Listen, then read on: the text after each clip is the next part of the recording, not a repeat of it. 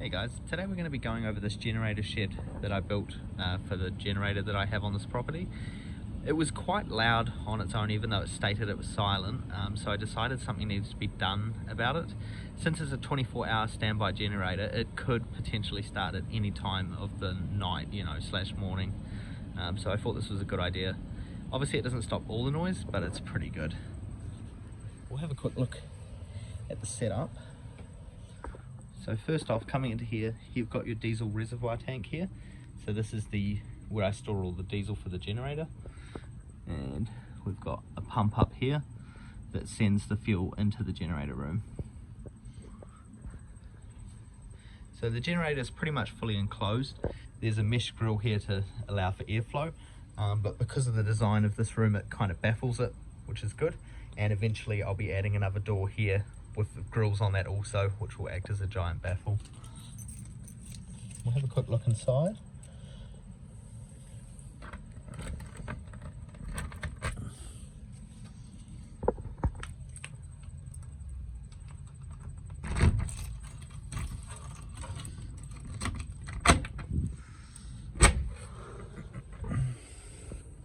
So inside the shed, it's all sound insulated.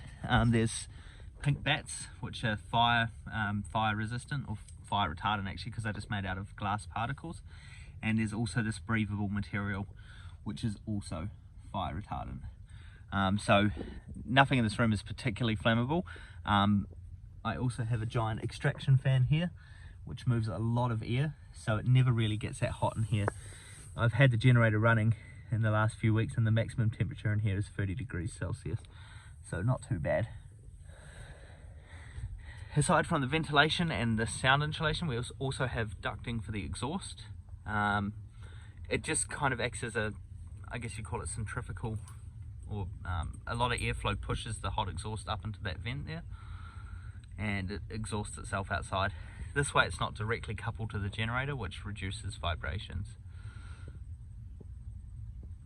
Up there's the fan controller, so this decides when the fan turns on. I think I got it set to about 30 degrees, and then the fan will start. And there's also the switch there for the fuel pump when refueling the generator. And here's the nozzle for refilling the unit. Okay, we'll head back to my room now and start this generator up, and you can see how quiet it is.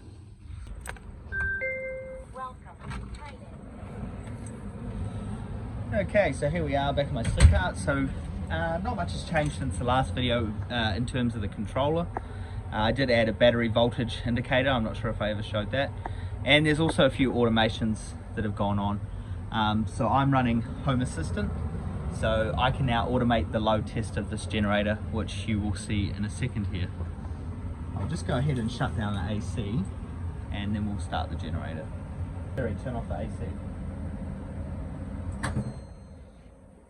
Okay, now we're ready for a load test. Siri, load test. Okay.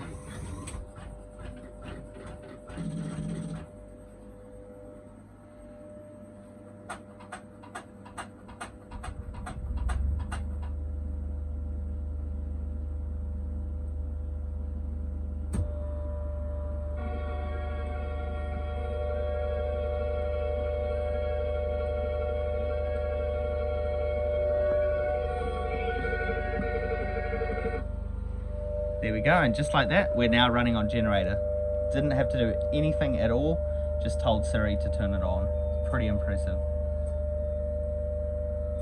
Siri, turn off the disco lights. Okay, the disco lights are off. There you go, it's a bit quieter. And now the generator's running and powering the room, and absolutely nothing turned off, and it's all pretty much as it was. You can also see I have a camera in the generator room just to keep an eye on it while it's operating, make sure nothing's getting too hot or the likes of that. We'll head back outside now, and I will show you the noise level. Okay, so we're standing outside now. You'll probably immediately notice a difference from my first video. You can hear it, definitely hear it, but it's not too loud at all, even coming right up to it. So now we're right next to the generator. It's pretty good. I don't think it would wake anyone up if it turned on in the middle of the night. it does get louder around this corner. Obviously you've got the vents here, so a bit more noise does come out of this area, but not too bad. And yeah, the intake fan is also baffled, so it has to go around a corner before it enters the room, so there's no direct path for sound to escape the room, and it makes a massive difference, and it's not too loud at all.